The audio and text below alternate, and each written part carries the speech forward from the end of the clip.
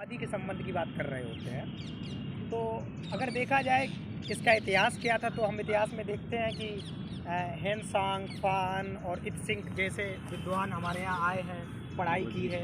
तो इस तरह का हम लोगों का सांस्कृतिक आदान प्रदान होता रहा है पहले से ही। दूसरा, रोमन साम्राज्य और यूरोपीय जितने देश हैं और वहाँ के जितने भी जो समृद्ध साम्राज्य थे, वो चाइना का रेशम पसंद करते थे, भारत का सूती, और भारत चाइना दोनों के मसाले साले पसंद करते थे। तो वहाँ से लोगों का आना जाना लगा रहता था इन दोनों देशों में। तो इन दोनों देशों के भी आपस में आदान प्रदान होता रहता था। उसके अलावा जो चाइना का रेशम मार्ग था, उसका फ़ायदा भारत भी उठाता था, भारत की भी पहुँच उसी से ही सुनिश्चित होती थी। तो ये सांस्कृतिक एक तरह से, मतलब ऐतिहासिक जो एक तरह से आधार है, वो भारत चीन संबंध का है। उसके बाद देखते हैं कि हम दोनों को एक ही देश ने उपनिवेश बनाया है। ब्रिटेन ने चाइना को भी बनाया, ब्रिटेन ने भारत को भी बनाया, और दोनों लोग ही कुछ फासले के अंतराल में दोनों लोग, जैसे 1947 भारत आज़ाद हुआ, 1949 की तरफ चाइना आज़ाद हुआ, दोनों आज़ाद हुए। तो कहीं ना कहीं ऐतिहासिक पृष्ठभूमि हम लोगों की लगभग एक समान है। जो दंश उन लोगों ने झेले हैं चाइना वालों ने, वो हम लोगों ने भी झेले हैं। अब जैसा कि चाइना है, चाइना क्यों इतना इम्पोर्टेंट है, तो वो इसलिए है कि अब चाइना हमारा पड़ोसी है और 3488 किलोमीटर हम लोगों की सीमा लगती है आपस में। तो जाहिर सी बात है कि छोटे मोटे विवाद होते रहते हैं। अब कई सारे विवाद बढ़ते रहते हैं। मुख्य विवाद जो आया वो वहाँ से आया कि जब 1950 और 51 की तरफ तिब्बत पर आक्रमण कर लिया चाइना ने, तो आक्रमण करके उसे अपने मतलब अपने में शामिल कर लिया। उससे पहले होता था कि तिब्बत बफर जोन का काम करता था भारत और चाइना के बीच। जब तिब्बत चाइना का हिस्सा हो गया तो चाइना और भारत पास में आ गए। अब जो सीमांकन है उसका विवाद उठा, क्योंकि अंग्रेज़ों ने ऐसा कुछ किया नहीं था प्रयास। अंग्रेज़ों ने जो किया था वो ऐसा ही, मतलब कोई ठोस एक काम नहीं किया था, और उसे ना तो चाइना मानता था ना भारत मानता था। इस तरह की कोई लाइन आइन कुछ नहीं की थी। अब जब भारत और चाइना आज़ाद हुए, उसके बाद क्या हुआ कि जब तिब्बत को हड़प लिया, उसके बाद इस बात को लेकर विवाद उठा कि कौन सा क्षेत्र किसका है। तो चाइना लद्दाख पर अपना प्रभुत्व बताता था, अक्साई चीन पर बताता था, और अरुणाचल प्रदेश के कुछ क्षेत्रों पर बताता था। इसी बात को लेकर जब बहुत ज़्यादा आगे बात बढ़ी, हालांकि जब लग रहा था कि इस तरह की बात आगे बढ़ सकती है, तो क्या हुआ कि नेहरू और जो चीन के राष्ट्रपति थे उनके बीच में वार्तालाप होती रहती। तो 1954 में पंचशील समझौता हुआ, जिसका मोटा माटी यही अर्थ है कि ना हम एक दूसरे के देश में आंतरिक मामलों में हस्तक्षेप नहीं करेंगे और संप्रभुता का सम्मान करेंगे। ये मोटी माटी बातें थी। उसके अलावा उसी वक्त नारा भी दिया गया था, हिंदी चीनी भाई भाई। एक तरह से हम लोग अपना प्रेम और अपनत्व दिखाने के लिए हम लोगों ने ऐसा बात की।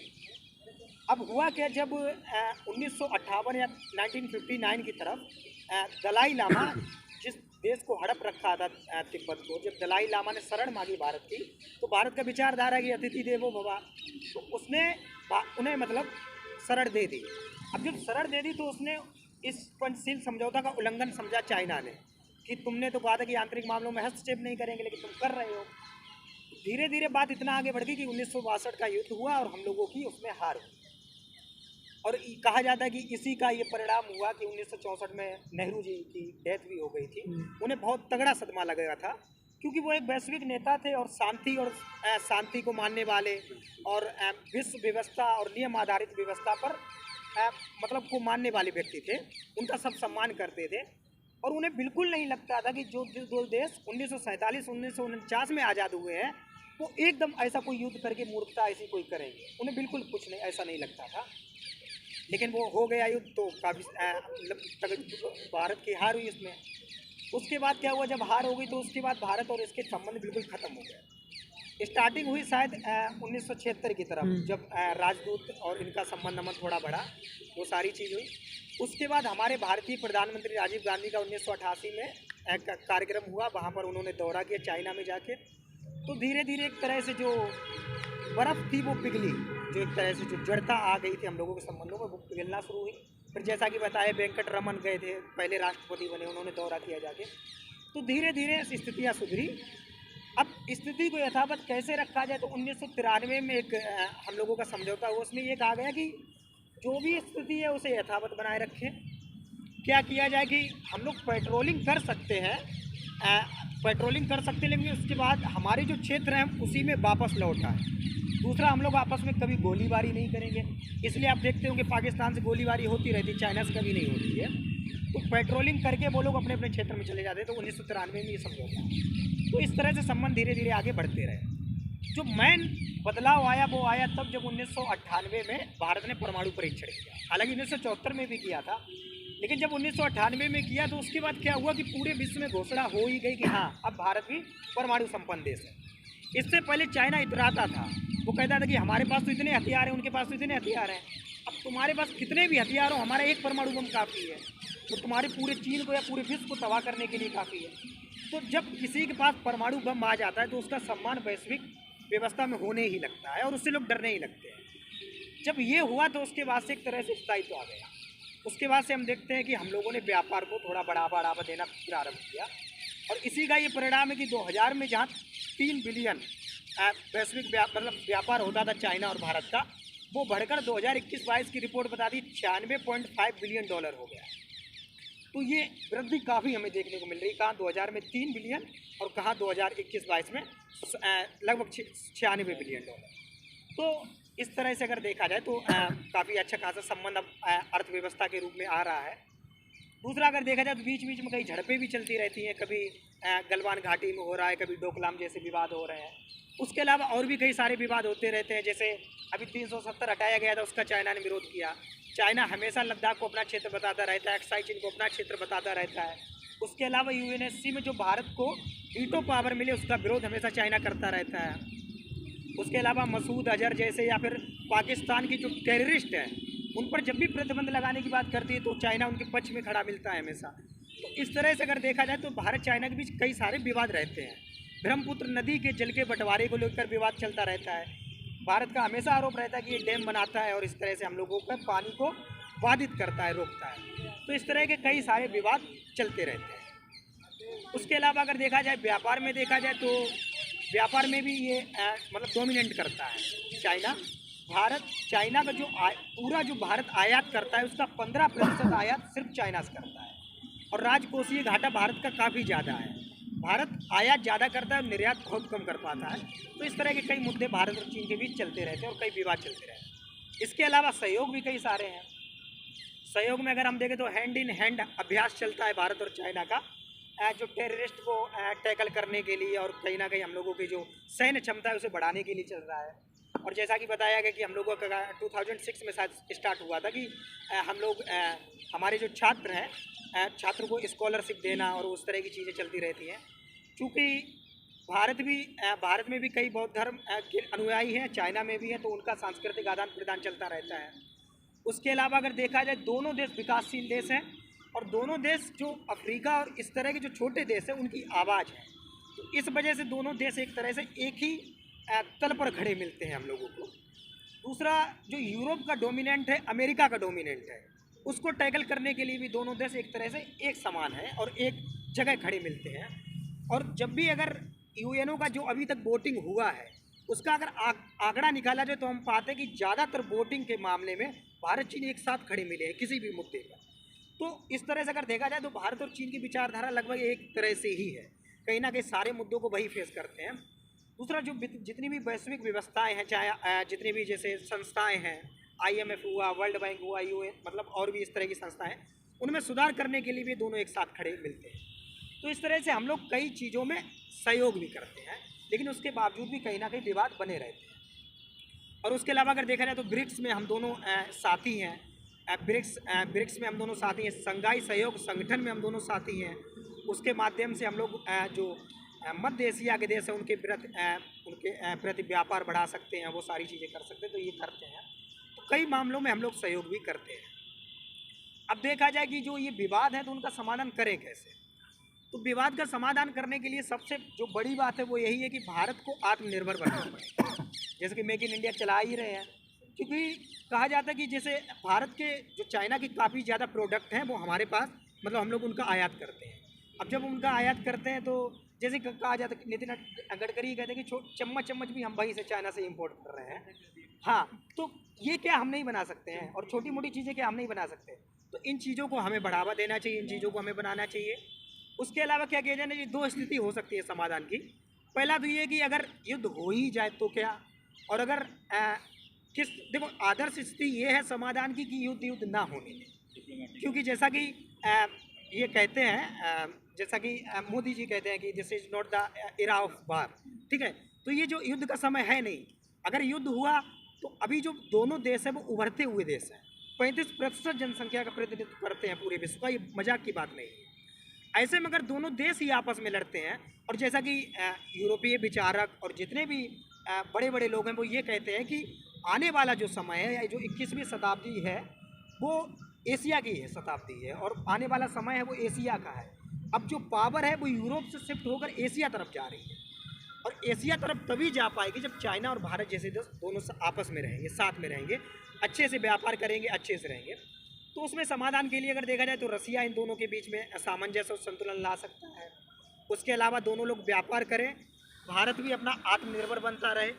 उसके अलावा देखा जाए तो जो भी हमारे छोटे मोटे विवाद हैं उन्हें हम लोगों को एक मंच पर बैठकर निपटाना चाहिए, इस तरह का काम करना चाहिए।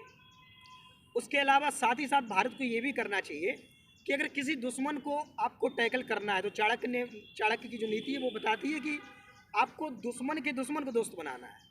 तो भारत को करना यही चाहिए कि जो अमेरिका जैसे देश हैं और इस तरह के देश हैं, इनके बीच संबंध बनाए रखना चाहिए। आर्थिक संबंध चाइना के साथ बनाए रखिए, लेकिन राजनीतिक और कूटनीतिक संबंध आप उसे बनाए रखिए उन लोगों के साथ, अमेरिका और उन लोगों के साथ। इस तरह से आप चीज़ों को आगे बढ़ाए रहिए। और ये एश्योर करने वाली बात है कि कभी भी भारत और चीन का भी शायद ही युद्ध हो पाए, क्योंकि अगर युद्ध हुआ तो चाइना के लिए सबसे बड़ा नुकसान होगा, क्योंकि चाइना कई देशों से अगर देखा जाए तो चाइना के विवाद है, 14 देशों से उसकी सीमा लगती है और लगभग सभी देशों से उसके विवाद चलते हैं। तो ऐसे में क्या होगा, चाइना अपने पैर पर कुल्हाड़ी भारत जैसे देश के साथ युद्ध करके कभी नहीं मारेगा। दूसरा एक कारण ये भी है कि आने वाला अभी समय ऐसा है कि भले चाइना मजबूत है, लेकिन आने वाला समय ऐसा है कि इंडिया की जो इकोनॉमी है वो ज़्यादा स्टेबल है। आने वाले समय में इंडिया ज़्यादा ऊपर बढ़ेगा। दूसरा उसका कारण ये भी है कि जैसे जैसे चाइना बहुत शक्तिशाली हो रहा है, ये यूरोप और अमेरिका के लिए चिंता की बात हो रही है। और यूरोप अमेरिका के लिए चिंता की बात हो रही है तो होता क्या है कि जब भी ऐसी कोई दिक्कत आती है जहाँ पर कोई दूसरा देश ज़्यादा ऊपर बढ़ता है, तो यूरोप और अमेरिका के देश उस देश जो उसका दुश्मन देश है उस पर इन्वेस्ट करने लगते हैं अच्छा खासा। जैसे आपको अरब देशों में अगर देखा जाए तो इजराइल के साथ ऐसा ही हुआ है।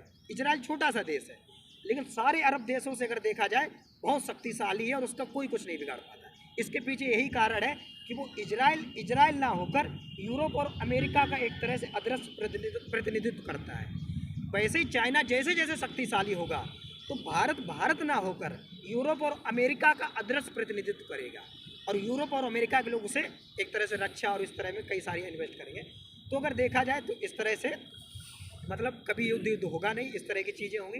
दूसरा देखा जाए कि जिस तरह से ये डोमिनेट कर रहा है जगह जगह, जैसे कहा जाता है कि स्ट्रिंग ऑफ पर्ल की एक अवधारणा आती है, उसमें कहा जाता है कि भारत है, भारत के आसपास ये एक ऐसा ढांचा बना रहा है, वो समुद्री रूप में भी और सड़क के रूप में भी, कि वो पूरे भारत को घेर रहा है। ऐसे में अगर युद्ध हुआ ना तो चाइना को किसी भी भारत के कोने में पहुंचने में देर नहीं लगेगी। तो इस तरह से जो घेर रहा है तो भारत को भी करना चाहिए कि अपनी सीमा के पास भी आधारभूत ढांचे को विकसित करना चाहिए। उसके अलावा जो चाइना कर रहा है वो क्या कर रहा है कि लगातार जैसे बेल्ट रोड इनिशिएटिव है उसके तहत अगर देखा जाए तो भारत और पाकिस्तान जो आर्थिक गलियारा है वो बना रहा है। चाइना और म्यांमार गलियारा बना रहा है, चाइना अफगानिस्तान गलियारा बना रहा है। तो इस तरह से कई सारे गलियारा बना रहा है। ट्रांस हिमालय हाईवे बना रहा है नेपाल के साथ। तो जितने भी हमारे आस पड़ोस के देश हैं उनके साथ या तो बंदरगाह विकसित कर रहा है या सड़क बना रहा है। तो हमें क्या करना है कि अपने पड़ोसियों को अपने पक्ष में करने का प्रयास करना है, हमें वहाँ पर ज़्यादा से ज़्यादा इन्वेस्ट करना है और वो सारे काम करना है, ताकि चाइना की जो पॉलिसी है, जो डेप्ट ट्रैप पॉलिसी है, स्ट्रिंग ऑफ पर्ल जैसी अवधारणा है, उन्हें हम लोग टैकल कर सकें।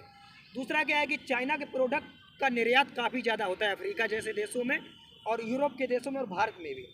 तो उन प्रोडक्ट को हम बना सके अच्छे से, ये काम हमें करना चाहिए और अच्छी विश्वसनीयता के साथ बना सके। चाइना बनाता तो है, चाइना सस्ते तो देता है, लेकिन चाइना के प्रोडक्ट के साथ एक दिक्कत ये होती है, जैसा कि कहावत में कहा जाता है कि चाइना के प्रोडक्ट ऐसे हैं कि चल गए तो चांद तक, नहीं चले तो शाम तक। तो हम लोगों को क्या करना चाहिए कि अपने प्रोडक्ट को उन्नत बनाना चाहिए और इस तरह के प्रोडक्ट को बढ़ावा देना चाहिए। साथ ही क्या करना चाहिए ताकि हम लोग अच्छा निर्यात कर सकें। साथ ही क्या करना चाहिए कि चाइना के दुश्मन देश हैं, जैसे जापान हो गया, दक्षिण कोरिया हो गया, ताइवान हो गया, इनके साथ हमें संबंध बढ़ाना चाहिए। जैसा कि ताइवान है, ताइवान को ये हड़पना चाहता है चाइना, और ताइवान के साथ भारत के संबंध भी अच्छे और व्यापारिक संबंध भी काफ़ी लाजवाब अच्छे खासे हैं। और कहा जाता है भारत में जितने भी हैंडसेट यूज होते हैं उसकी जो चिप होती है 75% चिप ताइवान की आती है। तो हाँ, सेमीकंडक्टर की जितनी चीज़ें हैं वो सारी की सारी भारत से मतलब इम्पोर्ट करता है। तो इस मायने में भी ताइवान हमारे लिए काफ़ी ज़्यादा इम्पोर्टेंट है। और ताइवान जो है वो एक हार्डवेयर पावर है, भारत एक सॉफ्टवेयर पावर है। अगर हार्डवेयर पावर सॉफ्टवेयर पावर दोनों मिल जाए तो वैश्विक अर्थव्यवस्था में इसका प्रतिनिधित्व काफ़ी ज़्यादा हो सकता है। जापान से हम टेक्नोलॉजी ले सकते हैं। तो इस तरह से जितने भी उसके दुश्मन देश हैं उनसे हमें मेल मिलाप करना चाहिए, यूरोप और पश्चिम के देशों से मेल मिलाप करना चाहिए, इस तरह से काम करना चाहिए। लेकिन पहली रणनीति यही होनी चाहिए कि किसी भी तरह से चाइना से हमारा युद्ध ना ही हो, क्योंकि अगर युद्ध हुआ तो भारत अभी जो विकास कर रहा है वो विकास की उसकी दर कम हो जाएगी। और चाइना से युद्ध करना ना तो चाइना के हित में होगा, ना भारत के हित में होगा, ना विश्व व्यवस्था के हित में होगा। और हमें लगता है कि दोनों में से किसी को युद्ध नहीं करना चाहिए, और ये युद्ध का ज़माना है नहीं। और भारत को उसी कूटनीति के साथ चलना चाहिए जैसा कि कबीरदास कहते हैं, ना जैसा कि भारत की कूटनीति हमेशा से एक रही है कि ना काहू से दोस्ती ना काहू से बैर, ये भारत की हमेशा कूटनीति रही है। तो इसी कूटनीति के साथ भारत को चलना चाहिए, ना किसी से बहुत ज़्यादा दोस्ती रखनी है, ना किसी से बहुत ज़्यादा दुश्मनी रखनी है, बस अपने हित को साधना है और विश्व कल्याण की भावना को लेकर विश्व व्यवस्था बनी रहे, ये प्रयास करना है। धन्यवाद।